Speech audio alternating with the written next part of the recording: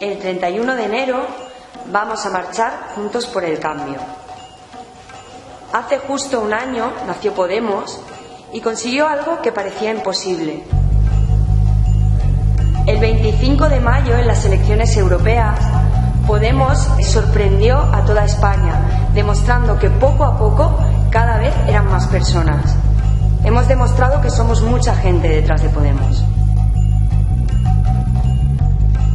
Cada una de esas personas se compromete a continuar avanzando. Por eso, todos vamos a ir a la marcha, una marcha pacífica, con el objetivo de seguir construyendo historia y seguir avanzando. Además, cada uno de nosotros seremos protagonistas de este cambio. Esta es la marcha de la gente, de todo aquel que quiere demostrar que el cambio es posible y que se puede recuperar la democracia. El 31 de enero nos vemos en la Plaza Cibeles, en Madrid. De ahí partirá la marcha hasta la Plaza del Sol, donde estaremos todos. Aquí en Valencia se organizará un autobús para quien quiera participar. La información se encuentra en este correo electrónico.